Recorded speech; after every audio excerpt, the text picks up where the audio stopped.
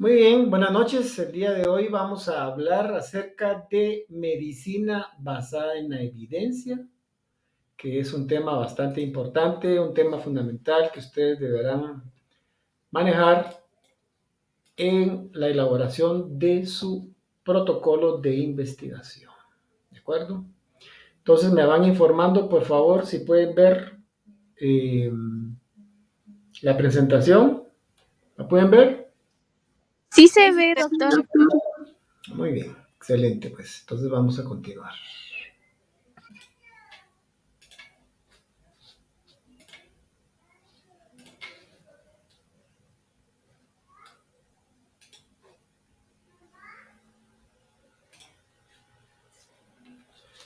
Bueno, miren, en la vida real nosotros nos enfrentamos todos los días a un desafío y este desafío constituye la necesidad de tener el conocimiento más reciente y más exacto para poder nosotros, basado en esta evidencia científica, tomar decisiones de diagnóstico y tratamiento. Pues de esa cuenta ya de hace varios años ha salido estos conceptos de lo que es la medicina basada en evidencia.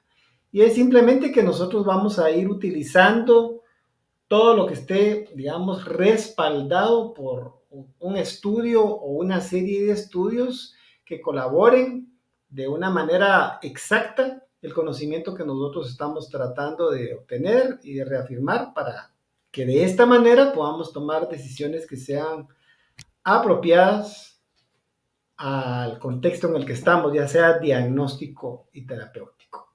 En un mundo ideal, ustedes lo saben, todos deberíamos de tener esa capacidad de tomar la mejor decisión basada en esta medicina y las fuentes de información pues debieran de estar siempre disponibles. Pero no siempre se da este fenómeno, ¿verdad? Realmente en un mundo real, no ideal, nosotros nos encontramos con frecuencia de que muchos profesionales no toman la mejor decisión y es porque no han basado, digamos, estas decisiones en una medicina que esté basada en evidencia. Entonces, de aquí se deriva el concepto que es medicina basada en evidencia. La medicina basada en evidencia es el uso sistemático. ¿Se recuerdan que hemos estado hablando desde la clase pasada de qué es sistemático? El uso científico y explícito de la mejor evidencia actual. Mientras más reciente, mejor, ¿verdad? Y mientras esté respaldada por estudios de alta calidad, aún mejor, para tomar decisiones con respecto a la atención prestada a pacientes individuales, ¿verdad? O sea, que en nuestro quehacer cotidiano en el hospital nosotros nos vamos a enfrentar a eso, ¿verdad? ¿Cuál es la mejor conducta diagnóstica? ¿Cuál es el mejor método de tratamiento? Eso está respaldado por evidencia científica y con base a eso nosotros tomar dichas decisiones. Básicamente para no caer en el empirismo, ¿verdad? Muchas veces se toman decisiones porque ya es una tradición, porque eso fue lo que dijo alguien que yo consideraba una persona a la que debería respetar, pero no necesariamente eso estar basado en lo que dice la evidencia científica, ¿verdad? Todos los días nos encontramos con conductas terapéuticas que cuando cuestionamos al residente, al médico, él nos dice, bueno, yo tomé esta decisión porque le pregunté a fulano y eh, él decidió, ¿cómo se llama? Esta conducta de tratamiento, pero no necesariamente está basada en lo más reciente. Así que vamos a tratar de hacerlo de esta manera, ¿ok? Con base a estudios sólidos, experiencia científica, lo que se conoce como medicina basada en evidencia.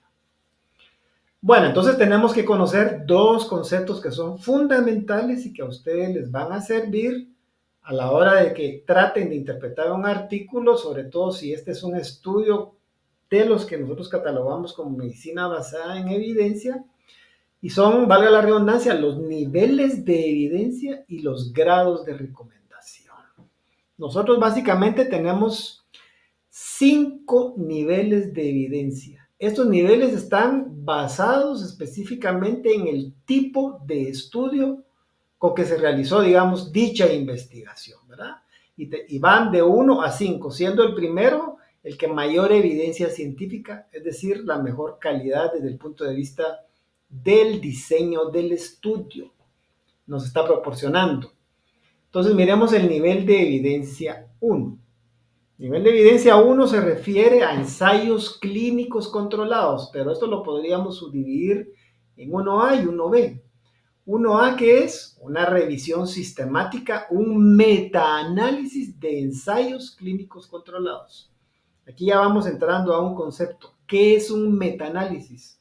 Pues así de una manera resumida les diría, un metaanálisis es un estudio de estudios en donde yo me hago una pregunta de investigación, un cuestionamiento que yo quiero saber. Por ejemplo, ¿es apropiado el uso de esteroides en el manejo de la bronquiolitis aguda? Y con base a eso yo voy a ir a investigar las fuentes de información y voy a ir a revisar todos los estudios que hay con respecto a ese tema, utilizando un método muy estricto para clasificarlos en cuanto a calidad de resultados. Yo puedo hacer un metaanálisis, que sería un estudio de los resultados de estos estudios. Esto tendría entonces que un nivel de evidencia 1A, que es el más alto. Si ustedes tienen que escoger, digamos, en cuanto a estudios para definir su conducta diagnóstica o terapéutica, traten de escoger estudios del nivel de evidencia 1 o 2, porque ya 3, 4 y 5 ya nos vamos quedando un poco cortos en cuanto a la calidad del estudio. 1B, ¿qué sería entonces? Un ensayo clínico controlado individual. Ya platicábamos que ensayo clínico controlado pues, es un estudio cuasi experimental en el cual al menos una de las variables está siendo intervenida por el investigador, ¿verdad? Es casi como un experimento. No llega al nivel de experimento porque no tenemos controladas todas las variables, pero sí una.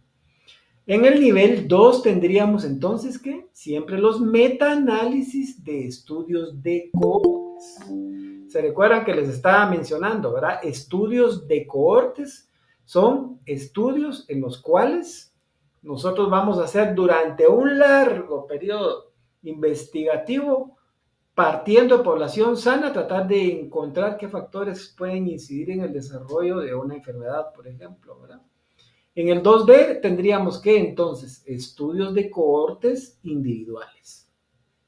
En el nivel 3, ¿qué? Revisión sistemática, o sea, metaanálisis de estudios de casos y controles. Se recuerda que mencionábamos que los estudios de casos de controles tienen la posibilidad de muchos sesgos, particularmente el sesgo de selección. ¿Por qué? Porque el evento ya ocurrió. Son estudios retrospectivos en los cuales yo voy a tener que ir a la historia del paciente para averiguar qué factores de riesgo estuvieron implicados en el desarrollo del evento que yo ya lo tengo en este momento.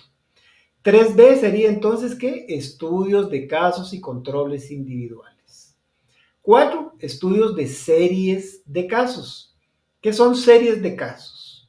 Pues es un estudio descriptivo en donde yo voy a seguir una serie de casos que se parecen en cuanto, por ejemplo, a una patología que quiero investigar, ¿verdad? Por ejemplo, yo quiero investigar COVID en niños, ¿verdad? Y ver cómo se desarrolla esta enfermedad a lo largo de los meses y de los años, pues agarro una serie de casos con este diagnóstico y lo sigo y describo qué pasa. Pero miren, el nivel de evidencia ya es 4, ¿verdad? Porque el estudio es realmente observacional y muy descriptivo. Y miren hasta dónde está la opinión experta. O sea, no es que se descarte, por supuesto que la experiencia de las personas que han hecho durante muchos años un área específica de la ciencia, pues claro que tiene validez, pero no puede tener el mismo nivel de evidencia científica que un grado 1 y 2. Aquí encontramos entonces que la opinión experta sin evaluación crítica explícita o basada en investigaciones, por ejemplo, de laboratorio o de fisiología, ¿verdad? Eso ya se está quedando, digamos, un segundo plano si lo comparamos con un ensayo clínico controlado o con un metaanálisis de ensayos clínicos controlados. Fíjense, pues ya hablamos de nivel de evidencia. Entonces, repito, nivel de evidencia es que la calidad del estudio, el tipo de estudio. Grado de recomendación. Aquí tenemos las letras de la A a la I, pero son mayúsculas. Y el grado de recomendación va a estar directamente relacionado con la fuerza de los resultados, o sea, los valores que nosotros tengamos, el riesgo relativo, el odds ratio, el valor P, etcétera, etcétera, etcétera. A eso se está refiriendo. Por ejemplo, si yo tengo un estudio que dice que, digamos, es muy potente desde el punto de vista estadístico el resultado para afirmar de que hay una buena evidencia para recomendar una intervención clínica, pues entonces, ¿qué voy a hacer? Le voy a poner un grado de recomendación o esto estaría en un grado A. El grado B, la evidencia que nos demuestra el poder estadístico es moderado, ¿de acuerdo? El grado C, la evidencia es conflictiva, los resultados atraviesan la unidad, puede existir el azar, ¿se recuerdan que hablábamos de eso? Hoy lo vamos a ver un poquito con más detalle, lo que es el intervalo de confianza, de tal manera que no me permite hacer recomendaciones a favor o en contra de la intervención preventiva. Algunos factores podrán influenciar, por ejemplo, una pandemia podría influenciar el uso de cierta conducta terapéutica, ¿verdad? Pero es dadas las circunstancias, pero digamos el poder de la investigación no nos lo aclara con mucha fuerza. Nivel D, que existe evidencia moderada para recomendar en contra de la intervención clínica. Fíjense que si nosotros nos vamos a estudiar eso que les estaba mencionando, ¿verdad? Es apropiado el uso de esteroides en bronquiolitis. Si yo me meto a un motor de búsqueda científica, como por ejemplo al Cochrane, ahí voy a encontrar un metaanálisis que tiene como 17 estudios y me van a decir de que hay poca evidencia que apoyen el uso de esteroides y más bien pareciera recomendar lo contrario. Ahora lo podríamos poner entre C y D. El uso de esteroides en bronquiolitis, en el manejo de la bronquiolitis aguda. Nivel E, que es, existe buena evidencia para recomendar en contra de la intervención clínica. Es decir, si yo tengo un grado de recomendación E, definitivamente que yo no voy a usar esa conducta terapéutica porque hay evidencia científica que me dicen que es perjudicial para el paciente, ¿verdad? Y en el último nivel, que sería I de indeterminado o insuficiente, pues la calidad y la cantidad de los resultados no me permite hacer una recomendación. ¿Estamos de acuerdo? Nivel de evidencia, el tipo de estudio. Grado de recomendación, el poder estadístico. ¿De acuerdo? Bueno, este es el cuadro que presentábamos la semana pasada. Espero que les haya dado tiempo de darle una revisión. Pero miremoslo, ¿verdad? Los tipos de estudios, los exploratorios, mencionábamos, ¿verdad? Que estudios exploratorios son, por ejemplo, los estudios piloto, ya los estudios cualitativos. Acuérdense que el estudio cualitativo, el corazón del estudio cualitativo es, digamos, fundamental en la investigación social. Una encuesta de opinión, de criterios, etcétera. No son datos estadísticos, sino son situaciones más difusas y dispersas, no por eso de menor calidad, pero están casi clasificados como estudios exploratorios, ¿verdad? La investigación cualitativa. Luego tenemos ya los estudios cuantitativos que los podríamos dividir en ¿qué? En explicativos o inductivos y deductivos o descriptivos, ¿se recuerdan? Descriptivos tenemos dos tipos, los transversales y los longitudinales, y ambos tipos pueden ser prospectivos y retrospectivos. La clase pasada vimos algunos ejemplos de algunos de ellos.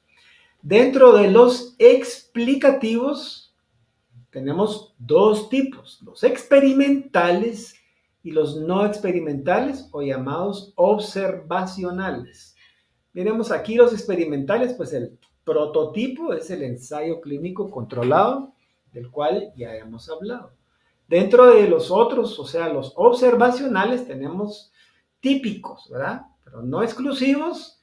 El caso del estudio de casos y controles, que es siempre retrospectivo, y el de cohortes, que usualmente es prospectivo, pero puede ser ambispectivo, ¿verdad? Y tenemos algunos otros estudios analíticos, por ejemplo, de correlación, de asociación, etcétera. Los vamos a ver en un momento.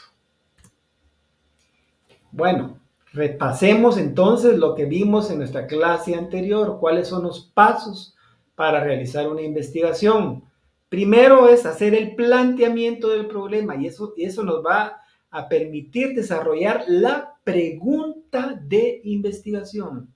Eso es lo que ustedes tratarán de responder durante la investigación. Eso les permitirá plantear el problema generar una hipótesis. Usualmente hacemos en los estudios analíticos, por ejemplo, una hipótesis nula, que al descartarla confirmamos los resultados del estudio o de la pregunta de investigación que estamos proponiendo. Luego diseñamos el tipo de estudio más apropiado, elegimos los sujetos, las variables, hablaremos más tarde de variables, recolectamos los datos, los analizamos y llegamos a las conclusiones. Todo en la misma línea, si se dan cuenta, ¿verdad? Es decir, el título, la pregunta de investigación, el planteamiento, la hipótesis, obviamente los objetivos, la metodología y las conclusiones tienen que ir de la mano. Yo no puedo concluir algo que no me he planteado, por ejemplo, como un objetivo y que no lo he tenido en mi metodología como una variable a estudiar. Eso es muy importante. Necesito que lo fijen porque les va a servir a la hora de elaborar su protocolo. Bueno, vamos a ver algunas definiciones. El documento que debían leer esta semana hablaba de estadística descriptiva.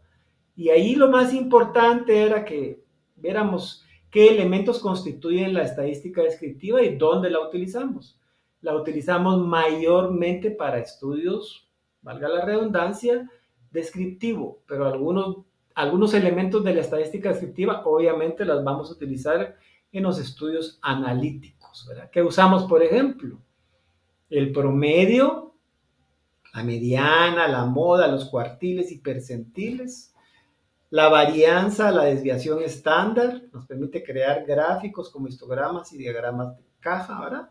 Acuérdense, frecuencias, promedios, medidas de tendencia central, medidas de dispersión como cuartiles, percentiles, varianza, desviación estándar y por supuesto hacer sus cuadros, ¿verdad? Sus histogramas, su diagrama de pie, diagramas de caja, etcétera, ¿verdad? Al final, ¿qué nos permite esta? Resumir y describir las características de un conjunto de datos y organizarlos de una manera que sea importante, ¿verdad?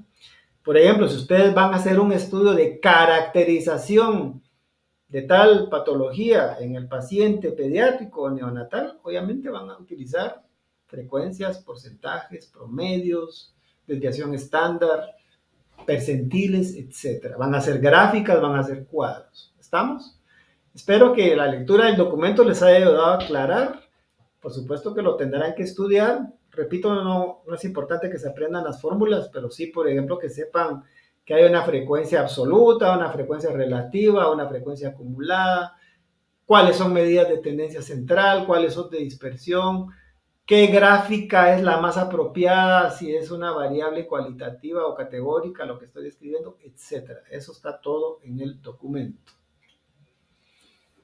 Ahora miremos lo que nos vamos a centrar un poco el día de hoy en lo que es la estadística inferencial. ¿En dónde utilizamos nosotros estadística inferencial? Para hacer una generalización o una predicción de una población de la cual yo he tomado una muestra. Usualmente son dos grupos que yo voy a querer comparar. Los resultados los podríamos extrapolar a la población general.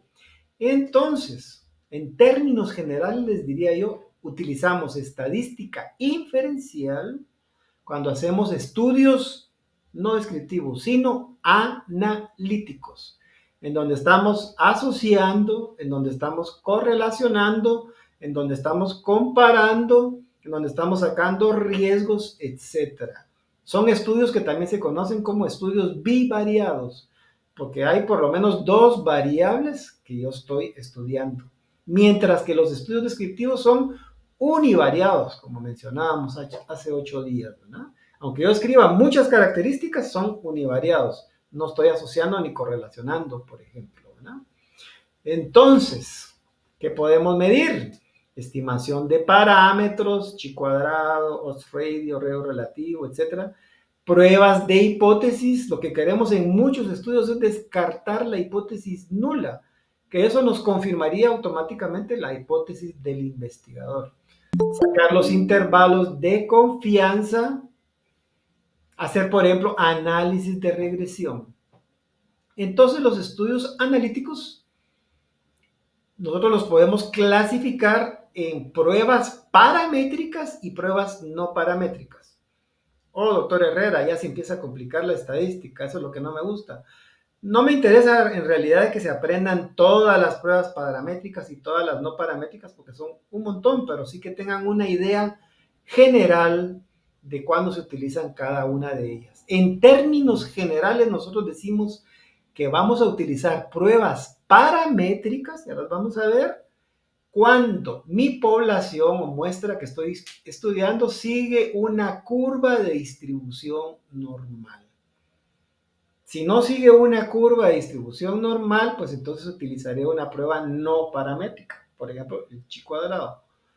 Tampoco se preocupen tanto porque ustedes tendrán que hacer uso y asesoría de algún especialista, algún ingeniero o algún asesor estadístico. Nosotros les podemos recomendar para que les ayude al marco metodológico, ¿verdad? Primero tienen que determinar, sigue una curva de distribución normal, están los extremos equidistantes, la media está alrededor de la mitad de la población, etc. Entonces utilizaré pruebas paramétricas, ¿verdad? Que incluye medidas de asociación, cálculos de riesgo, correlaciones, análisis de varianza, no solo varianza, análisis de varianza, pruebas de hipótesis, el famoso valor P, que lo vamos a ver con detalle, significancia estadística, regresión, etc. Entonces, si no sigue la curva de distribución normal, yo voy a utilizar pruebas no paramétricas o no gaussianas. Esta se llama campana de Gauss, ¿verdad? Entre ellas están la de Ullmann-Whitney, la prueba de suma de rangos de Wilcoxon, la de Kruskal-Wallis, el Kaplan-Meier, chi cuadrado. No se preocupen también por aprenderse estos, menos las fórmulas, ¿verdad? Pero sí saber de que se van a utilizar cuando su población de alguna manera no está siguiendo, digamos, el patrón de una campana de Gauss, una distribución normal. ¿Estamos? ¿Cuándo paramétricas y cuándo no paramétricas? Importante. Pregunta de examen, entonces. ¿El chi cuadrado es una prueba paramétrica? No, doctor, es no paramétrica, porque no sigue la curva de distribución normal. Muy bien, sigamos. Este punto es fundamental y necesito que lo fijen, porque cuando están elaborando su protocolo, tienden a confundirse y están planteando un estudio analítico, es decir, un estudio bivariado. Están tratando de comparar dos variables. Por ejemplo, la edad materna y la edad gestacional o el peso del neonato. La edad materna y el peso al nacer del neonato. Están comparando dos variables y muchas veces se confunden y no saben cuál es la variable independiente y la variable dependiente. Y por eso les decía la vez pasada que solo en estudios analíticos se exige necesariamente que haya una hipótesis, porque tiene que ser el contraste de estas variables. Miremos entonces este ejemplo práctico, que espero que con eso ustedes fijen el concepto. Efecto del uso de milrinona, que es un cardiotónico, ¿verdad? Un medicamento cardiovascular, en la presión arterial de neonatos en cuidados críticos. ¿Ok? Entonces, ¿cuál es el objetivo de este estudio hipotético? Queremos, aplicando el mnemotécnico pico, evaluar el efecto del medicamento en la presión arterial de estos neonatos que están, por ejemplo, en el intensivo. ¿Se entiende cuál es el objeto del estudio? Muy bien. Pregunta, a ver, cuestionémonos. ¿Cuál creen ustedes que es la variable independiente? Bueno, la variable independiente en este caso es la milrinona administrada a los pacientes. Fíjense, con que se aprendan este concepto ya lo tienen. La variable independiente es la variable que el investigador manipula o controla. ¿Estamos? Es decir, yo voy a poner una dosis o voy a poner una dosis más alta, etcétera, ¿verdad? Yo voy a manipular, voy a administrarle el medicamento al neonato, ¿verdad? Estoy manipulando la variable y de esa manera sabré entonces que la variable que el investigador manipula es la variable independiente. En este caso sería entonces el uso de milrinona versus un placebo, por ejemplo. Estoy haciendo un estudio comparativo. ¿Cuál es la variable dependiente? Fijemos esto. En este caso es la presión arterial de los neonatos. Independiente, el medicamento administrado al neonato, ¿cuál se va a modificar por el uso de esta variable o la manipulación? La presión arterial. Entonces, la variable dependiente es la que se mide en el estudio para ver el efecto de la variable independiente. En este caso, ¿cuál? La presión arterial de los neonatos, medida antes y después del tratamiento. Repito, variable independiente, la variable que el investigador manipula o controla. Variable dependiente, la que se mide, ¿ya? Entonces, en cada una de las preguntas de investigación de los futuros protocolos, ustedes háganse este cuestionamiento. ¿Cuál es la variable dependiente? ¿Cuál es la que yo voy a manipular?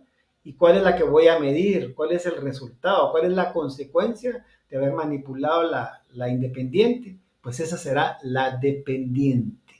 Espero que haya quedado suficientemente claro. Si ustedes lo hacen mentalmente con varias preguntas, digamos, en relación al tema que puedan querer investigar, pues lo tendrán bien claro. Bueno, entonces, miremos este diseño. Grupo de tratamiento, pacientes que reciben un medicamento. Grupo control, pacientes que reciben un placebo. Estamos hablando del mismo estudio. Procedimiento aquí ya sería cómo se diseñó el estudio que estábamos hablando, ¿no? La medición, pues el procedimiento es, doctor, eso lo tiene que poner en la metodología. Yo inicialmente les voy a tomar la presión arterial a todos los pacientes al inicio del estudio. Este es el mnemotécnico PICO, si se dan cuenta, ¿va? Paciente, intervención, comparación, resultado o outcome. Entonces, ¿cuál es la intervención? Les tomo la presión, les empiezo a infundir milrinona en el grupo de tratamiento, en el grupo placebo, en el grupo control, pues pongo placebo, pongo solución salina, etcétera, durante un periodo definido. ¿Cuál es la medición final? Pues vuelvo a medir la presión arterial de todos los pacientes al final del periodo de tratamiento. Y de esa manera, pues yo lo que voy a hacer en el análisis es comparar los cambios de la presión arterial entre los dos grupos para determinar si el medicamento tiene un efecto significativo. Espero pues que haya aclarado, entonces que haya quedado aclarado que es la variable dependiente y la independiente. Aquí utilizamos un mnemotécnico PICO para explicar qué íbamos a hacer con el paciente.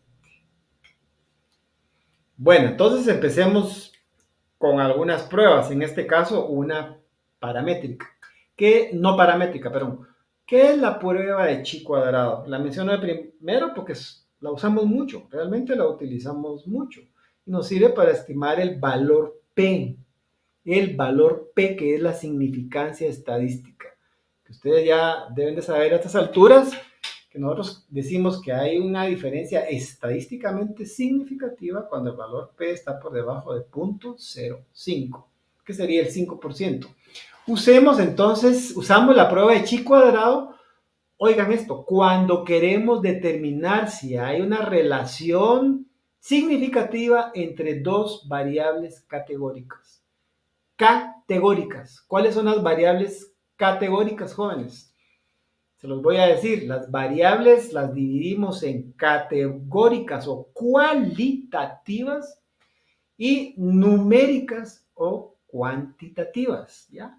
Si yo lo que estoy midiendo es un número, por ejemplo, talla, o peso, o edad gestacional, o días de vida, o miligramos por decilitro, esa no es una variable categórica, esa es una variable numérica. Pero si estoy diciendo ladino, indígena, afroamericano, si estoy diciendo católico, evangélico, ateo, si estoy diciendo soltero, casado, viudo, divorciado, estoy hablando de variables categóricas. Entonces, repitamos, uso chi cuadrado para ver si hay una asociación o relación entre dos variables, análisis bivariado, pero cuando ambas son variables categóricas o cualitativas. ¿Estamos? Muy bien, miremos este ejemplo práctico que nos ayudará a comprender. Imaginemos que estamos estudiando si hay una relación entre el hábito de fumar, se puede ser fumador o no fumador, y el desarrollo de una enfermedad. Si se dan cuenta, las dos variables son categóricas. ¿Cuál será la variable independiente, jóvenes? A ver quién se anima. Es un estudio bivariado, El ¿verdad? hábito de fumar, doctor. Perfecto, muy bien. El hábito de fumar, pues puedo fumar o no fumar, esa es la variable que yo voy a intervenir, que voy a manipular. Y la consecuencia, o sea, la que yo voy a medir es si se enfermó o no. Esa sería la variable dependiente. Perfecto. Entonces, ¿qué hacemos? Recopilamos los datos, organizamos una tabla de contingencia. Otro concepto que necesito que se aprendan. Tabla de contingencia también denominada tabla de 2 por 2. Mínimo 2 por 2 porque puede ser 2 por 4, 2 por 5, dependiendo del número, 2 por 6, número de variables, pero en general se les dice tablas de 2 por 2, ¿verdad? Y las usamos cuando estamos tratando de encontrar una diferencia o una asociación entre dos variables. Esta sería entonces una tabla de 2 por 2. Fumador y no fumador. Esa la ponemos aquí en las columnas. Y en las líneas ponemos enfermedad, podría ser cáncer de pulmón positivo o negativo, podría ser efisema, ¿verdad? En este caso, por ejemplo, tenemos que 10 pacientes que fumaban desarrollaron la enfermedad, 10 de 50, y 40 que fumaban no desarrollaron la enfermedad. En la columna no fumador, pues tenemos 5 pacientes que desarrollaron la enfermedad, a pesar de que no fumaban, porque puede pasar. ¿Están de acuerdo? Y 45 que no, para tener aquí las sumatorias finales. Al final eran 100 pacientes. Decimos entonces que los que se enfermaron fueron de los que fumaban 10 y de los que no fumaban 5. Total 15. Y de los que no se enfermaron, 40 eran fumadores y 45. Bueno, yo quiero saber en realidad si hay una asociación entre fumar y la enfermedad. Para esto voy a utilizar el chi cuadrado. La fórmula general para calcular el chi cuadrado es que la raíz cuadrada del evento observado, o sea, del valor que estoy encontrando, menos el valor esperado. Doctor, ¿y cuál es el valor esperado? Pues es un valor que me va a dar una tabla y que va a estar determinado de que si no hay diferencia entre los dos grupos, el número va a ser este evento que aparece aquí, ¿verdad? O sea, el evento observado partido menos el evento esperado, y esto partido el evento esperado, o el valor esperado, si ustedes quieren, todo elevado al cuadrado. La raíz cuadrada de esto es lo que se conoce como chi cuadrado. Tampoco se preocupen, no les vamos a pedir que lo hagan a mano, eso no. Eso los da automáticamente la máquina, nos va a dar un número, y ese número se correlaciona con un valor P específico de acuerdo a la curva de distribución del chi cuadrado, ¿verdad? Aquí abajo está claro. O I serían las frecuencias observadas, E I son las frecuencias esperadas. La fórmula sí es importante que se la sepan, aunque no la hagamos en la práctica, ¿ok? Entonces venimos y utilizamos, por ejemplo, EpiInfo o Excel, si ustedes quieren, y nos va a dar un cuadro muy semejante a este, ¿verdad? Aquí ya tenemos las frecuencias, punto 83, punto 15, fumador, punto 83, punto 15, ¿verdad? No fumador, los márgenes, ¿verdad? O sea, las sumas totales y el valor, fíjense, el valor tan importante que me dio aquí de chi cuadrado de 1.96 se corresponde, que eso es lo que nos interesa, el valor P es el que nos interesa, a un valor P de punto 16. Pregunta, ¿punto 16, 14, 29 será estadísticamente significativo? Bueno, aquí está la respuesta, no. ¿Por qué? Porque está por arriba de 0.05. Dijimos que si es menor de 0.05 el valor P, acuérdense eso, 0.05 el valor P, es estadísticamente significativo. O sea, esto lo que nos está diciendo es de que no hay una diferencia estadística en esta población específica entre fumar y no fumar para la incidencia de enfermedad pulmonar. ¿Estamos? Luego el mismo programa nos va a dar, en este caso, lo que es la corrección de Yates, que ahí básicamente a lo que se refiere es que se pone más estricto el chi cuadrado en el sentido de cuando las poblaciones son pequeñas, le aplica automáticamente la corrección de Yates. Y aún ahí, a pesar de que es más estricto el resultado, digamos, sigue sin ser menor a 0.05. En este caso es 0.2626. Por lo tanto, en ambos resultados no hay una diferencia estadísticamente significativa. ¿Está claro? ¿Está claro lo que es el chi cuadrado? Bueno, doctor, pero yo también he oído que hablan de la prueba exacta de Fisher. ¿Cuándo utilizamos el test exacto de Fisher? Exactamente igual que el chip cuadrado, pero lo vamos a utilizar cuando las poblaciones son pequeñas. Es decir, cuando los valores de las celdas son menores a 5, pues vamos a utilizar una prueba más específica que se llama prueba exacta de Fisher. Pero el resultado que me va a dar va a ser exactamente igual al de aquí arriba, ¿verdad? Entonces, repitiendo, ¿qué es lo que me interesa el chi cuadrado? No es este número que está aquí, no es este 1,96, no, ese está en una tabla. Y eso lo tiene la máquina, lo hace automático. A mí lo que me interesa es este valor, el valor P.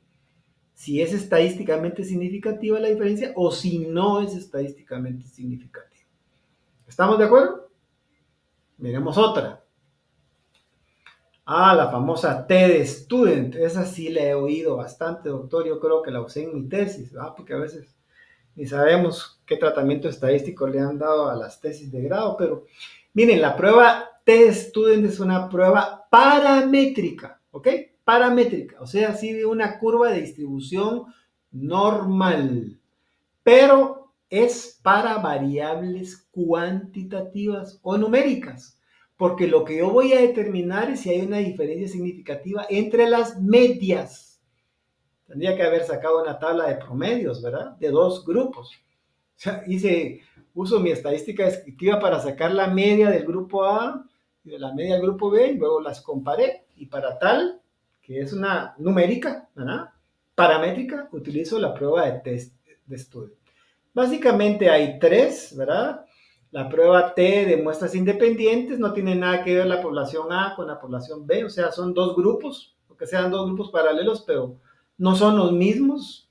La prueba T para muestras relacionadas, esa se utiliza mucho cuando es el mismo grupo antes y después de una intervención, es el mismo paciente, ¿verdad? Entonces ahí se le llama prueba T de muestras relacionadas o dependientes.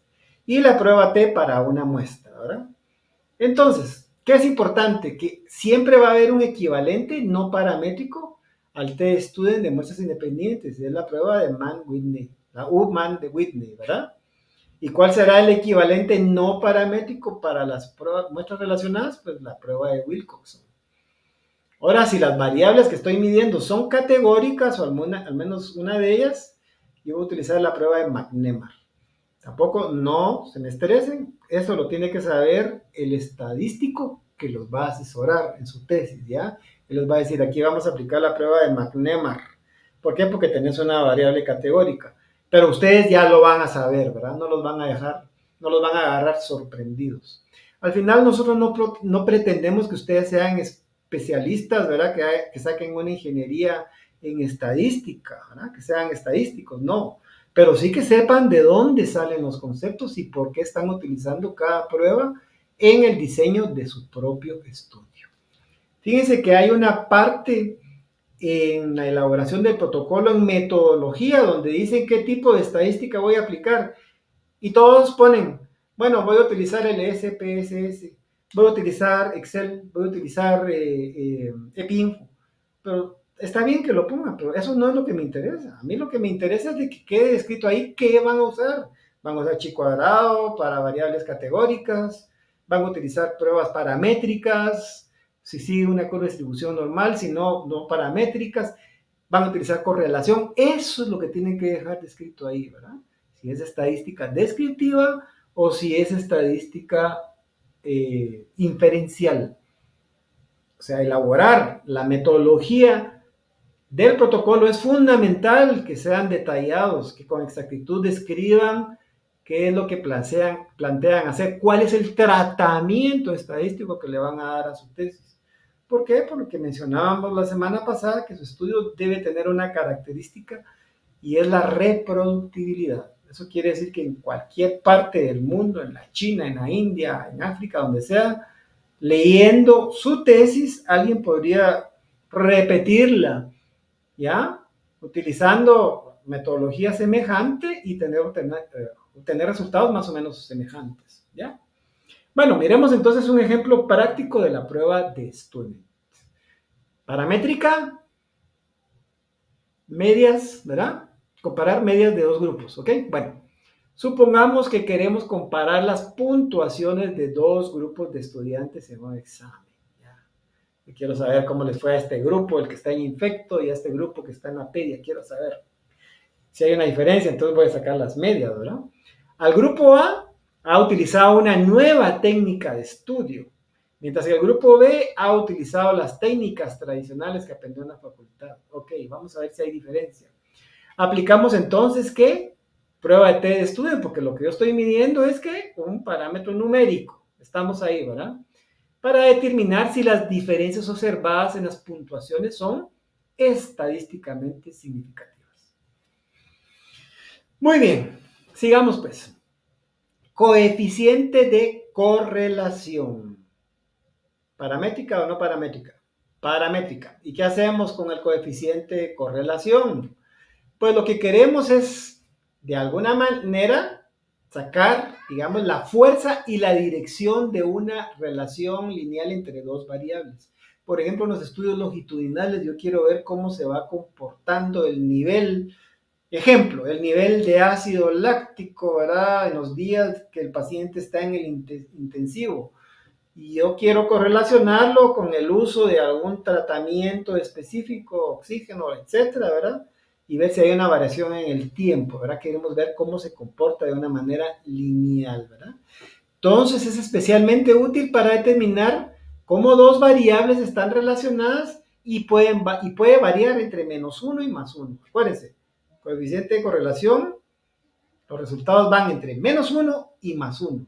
¿Verdad? El que más utilizamos, porque nos mide variables continuas, es el coeficiente de correlación de Pearson. ¿Ok? Hay otro que se llama el de Sperman, ¿verdad? Pero el de Sperman la utilizamos cuando las variables que estamos investigando son ordinales, ¿verdad? Primero, segundo, tercero, o las relaciones no son lineales. ¿Qué son variables continuas? Bueno, variables numéricas se dividen en dos grupos, las discretas y las continuas. En la próxima clase vamos a hablar solo de variables, ¿verdad? Pero aquí el concepto que quiero que les quede es una variable numérica la que estoy midiendo.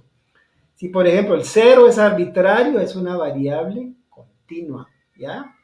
Es decir, por ejemplo, si yo estoy midiendo bilirrubinas, el mismo ejemplo, miligramos por decilitro, 1.65 o 14.65, puede ser 14.6589, etcétera, ¿verdad? Es infinito.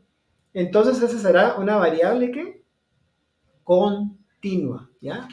No es una variable discreta. Variable discreta es 1, 2, 3, 4, por ejemplo, el número de hijos, ¿verdad? 1, 2, primigesta, segundigesta, tercera, etcétera, ¿verdad? 1, 2, 3 hijos, esa será discreta, pero aquí estamos hablando de variables continuas, ¿verdad? ¿Cuáles son los valores posibles? Ya dijimos, va entre -1 y +1. +1 sería una correlación perfecta, ¿verdad? A medida que una variable aumenta, aumenta la otra. Entonces nos va a dar una curva que va ascendente. A mayor cambio en una variable, mayor cambio en la otra. Lo vamos a ver en la gráfica. 0 se mantiene plana, no hay correlación o no hay una línea discernible. Y -1, la correlación negativa perfecta, a mayor incremento de una variable, menor de la otra. Miremos aquí algunos ejemplos. Esta que dice correlación +1 sería una correlación positiva perfecta, ¿verdad? Todos los puntitos se alinearon diagonalmente, ¿verdad? Conforme aumentaban las dos variables, que serían las dos flechas. Aquí la correlación es bastante positiva porque se acerca a la unidad, es de 0.7. Aquí ya están un poco más dispersos, si se dan cuenta, ¿verdad? La relación es siempre positiva, pero acercándose al 0 ya hay alguna dispersión, ¿verdad? Aquí sería una correlación negativa porque es menos 0.7, ¿verdad? Mientras que más aumenta una variable, la otra tiende a disminuir, ¿ya? Esa sería una correlación negativa. Y por supuesto, correlación cero, no hay correlación entre una y la otra. Una va para arriba y la otra va para abajo. Miramos entonces este ejemplo gráfico, ¿verdad? Un estudiante quiere saber si existe correlación entre la altura y el peso de los residentes de primer año del posgrado de pediatría. Para ello, el estudiante vino y extrajo una muestra que se describe de la siguiente tabla. ¿Qué muestra? Los midió, ¿verdad? Esa sería una columna, altura. Un residente medía 1,62, otro 1,72, el otro 1,85, el otro 1,82, etc. Y los pesó, ¿verdad? Entonces, uno pesaba 53 kilos, el otro 71, el otro 85. Bueno, lo que quiere ver es si hay una correlación, ¿verdad? Quiere ver si hay una correlación, ¿verdad? Son dos variables continuas. Entonces va a sacar el coeficiente de correlación y el valor P. Antes de que miren el resultado que está a la derecha de ustedes, miren la gráfica. Aquí en la horizontal, en X tenemos ¿qué? La talla. Y en la vertical, ¿qué tenemos? El peso. ¿Cómo miran esta dispersión? Pues tiende a que mientras más altos sean, más vaya subiendo el peso, ¿verdad? Pero será una positiva más 1 perfecta. No es 1 perfecta, pero probablemente sí hay una correlación positiva. Ahora sí ya miremos el resultado. El resultado del análisis de correlación mostró que había una relación significativa entre la altura y el peso. El R, que se llama el ρ, que es de menos 1 más 1, salió en más 0.86. 0.86 no es 1, pero es cercano a 1, ¿verdad? Y aquí lo vemos en la gráfica que tiende a ir de la mano, mientras más talla, más peso. Lo más importante otra vez, el valor P. Fíjense que encontró una correlación con un P de 0.001. Este valor es estadísticamente significativo. Contundentemente sí. ¿Por qué? Porque es un valor menor a ¿cuánto dijimos? 0.05. Este es 0.001. O sea que es una correlación que me indica de que sí, digamos, sí existe esa correlación de una manera significativa. No en todas sus tesis van a utilizar coeficiente de correlación. Algunos lo utilizarán, otros no, pero es bueno que lo conozcan. Análisis de varianza, también conocido como ANOVA. Esta es una técnica estadística, nuevamente, ¿de qué? Inferencial. Se utiliza para determinar si existen diferencias significativas entre las medias, o sea, que ¿qué variables están midiendo? Otra vez, variables cuantitativas o numéricas. Pero aquí ya no son dos, sino son tres o más grupos, ¿ok? ¿Por qué es inferencial? Porque nos permite hacer inferencias o generalizaciones sobre una población basados en una muestra.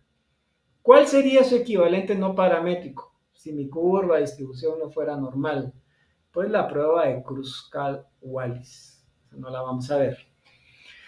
Ejemplo práctico. Me interesa mucho más que le pongan atención a los ejemplos y vean cómo es de lógico todo. Pues supongamos que queremos comparar la eficacia de tres métodos de estudio diferentes sobre el rendimiento de los residentes de posgrado de pediatría del año 2025. O sea, siéntase incluido en este estudio, ¿verdad?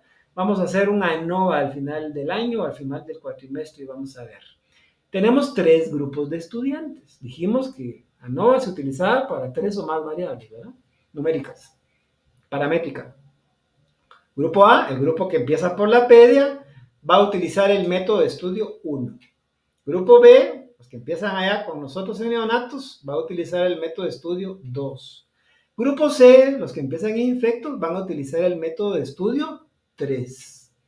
Tras un mes, medimos las puntuaciones de los exámenes de todos los estudiantes y queremos ver si la técnica influyó. Y tenemos aquí los promedios del primer examen parcial, ¿verdad? El grupo que está en APEDIA con el método A pues sacó 85, 88, 90, 91, 93. El grupo B, 78, 82, 84, 79, 80. Aquí es un poquito más bajo. El grupo C, 92, 94, 96, 91, 89. Bueno, entonces, ¿cuáles serían los pasos para realizar el ANOVA de una vía? Uno, vamos a formular la hipótesis. Fíjense pues, en todos los estudios analíticos en donde yo estoy estudiando dos o más variables, yo tengo que tener una hipótesis. Y lo que tengo que tener es una hipótesis nula y una hipótesis alternativa. ¿Qué dice la hipótesis nula? Yo escribo la hipótesis nula que es la que trato de rebatir, de descartar, de comprobar que no es así, porque si no, ¿para qué voy a hacer un estudio si yo no estoy pensando que pudiera haber alguna diferencia? La hipótesis nula me dice que no hay diferencia. Entonces, cuando plantee su protocolo, tiene que llevar la hipótesis nula y la hipótesis alternativa, que también se conoce como hipótesis del investigador. ¿Qué dice en este caso la hipótesis nula? No hay diferencias significativas entre las medias de las puntuaciones de los 3 métodos de estudio. Bueno, no hay diferencia. ¿Y por qué es que este grupo B como que sacó menos nota? Bueno, yo siempre tengo que tener la hipótesis alternativa, que es la mía, que es la del investigador, que dice al menos una de las medias es diferente. Bueno, entonces sacamos la media, ¿verdad? O sea, el promedio, estadística descriptiva. Media del grupo A, 89.4. Media del grupo B, 80.6. Media del grupo C, 92.4. ¿Ya? ¿Cuál se quedó ahí? La del grupo B, ¿verdad? 89, 92 están cercanas, esta está más lejana. Y una media global de los 3 grupos, 87.47. El ANOVA, ya al haberlo realizado, pues se encontró una diferencia significativa entre los métodos de estudio, con un P menor a 0.001. ¿Es estadísticamente significativo? Contundentemente sí, ¿verdad, jóvenes? Los resultados sugieren entonces que al menos uno de los métodos de estudio difiere significativamente de su eficacia comparando con los demás. No puedo decir cuál, puedo inferir de que es el del grupo B, ¿verdad? El método de ellos pareciera ser menos efectivo, pero estadísticamente, con un valor P menor de 0.001, yo logré comprobar de que ese método de estudio difiere significativamente al de los otros dos. ¿Cómo plantearía las conclusiones de este estudio? Que el análisis ANOVA sugiere que los métodos de estudio utilizados afectan significativamente las puntuaciones de los exámenes de estudiantes. En particular, ¿cuál? El método 2, que se asoció con puntuaciones más bajas comparados con el 1 y el 3. Estos resultados son importantes para futuras recomendaciones sobre estrategias de estudio más efectivas. Ya vamos a terminar la clase por el día de hoy. Vamos a dejar la clase a la mitad y la otra mitad la vamos a ver la otra semana porque es un poco largo. Pero miremos qué es regresión. Bueno, ¿han oído hablar ustedes de regresión? Pues la regresión se realiza cuando yo estoy tratando de investigar si existe una relación entre una variable dependiente y una o más variables independientes, una relación entre una y varias. En términos simples, la regresión nos ayuda a entender cómo cambia una variable, acuérdense que la que cambia es la dependiente, en función de los cambios en las otras variables. Por ejemplo, si voy subiendo la dosis de mirrinona, tendría que haber un cambio en las variables dependientes, ¿verdad? En la presión arterial. Ahí utilizaría, ¿qué? Un análisis de regresión. ¿Estamos? ¿Qué tipo de regresión hay? Regresión lineal simple, regresión lineal múltiple y regresión logística, ¿va? La lineal simple es una variable dependiente y una independiente utilizando una línea recta. No nos complicamos. La lineal múltiple involucra varias variables independientes y una variable dependiente. Resulta que yo no solamente estoy evaluando el uso de mirrinona y dopamina. Estoy utilizando dos variables independientes. Y la variable dependiente, pues es la presión arterial, ¿verdad? Les estoy poniendo el mismo ejemplo. Y regresión logística cuando la variable dependiente es categórica, otra vez el mismo concepto, ¿no? Categórico quiere decir cualitativa. Por ejemplo, sí, no, éxito, fracaso, vivo, muerto, etc. ¿Estamos ahí? Bueno, esto es importante que se lo sepan, ¿verdad? Si en el examen les preguntan, ¿cuándo utilizamos regresión logística? Doctor, cuando una de las variables es categórica. Por ejemplo, vivo, muerto. Si eso fuera lo que quisiera medir, ¿verdad? ¿Para qué lo utilizamos? Para predicción. Porque nos permite predecir cómo se van a comportar las variables dependientes dependiendo de la modificación de las independientes. Nos ayuda a comprender relaciones que haya entre una o más variables. Y para optimizar, ¿verdad? Para controlar y optimizar las variables independientes, para obtener un resultado que también sea óptimo. Ahora, si le subo esto, pasa esto. Si le subo la dosis, se le cae mucho la presión, ¿no? Entonces le subo intermedio, entonces la presión no se le tendría que caer tanto. Es un ejemplo, ¿verdad? Es un ejemplo. Entonces sí nos sirve para mucho lo que es predicción, ¿verdad? Miremos un ejemplo de este caso también. Imaginémonos que queremos estudiar la relación entre las horas de estudio y las puntuaciones de un examen. O sea, ¿será que mientras más horas estudia el residente, mejor nota va a sacar? ¿Qué me dice el sentido común? Que sí va, pero lo tengo que comprobar estadísticamente. Entonces yo aplico mi fórmula de regresión, ¿verdad? Y el resultado nos dice que por cada hora adicional de estudio se asocia a un aumento en promedio en 5 puntos en la puntuación del examen, ¿ya? La regresión en este caso fue positiva, por lo tanto nos proporciona una poderosa herramienta para entender y predecir los fenómenos basados en datos. Aquí lo podríamos ver en esta gráfica, si se dan cuenta, ¿verdad? Por cada hora de estudio, si solo fueron 5 horas, si fueron 6, si fueron 7, si fueron 8, yo voy teniendo una nota mayor, por encima, digamos, de la nota promedio. Muy bien, entonces vamos a dejar hasta ahí la clase.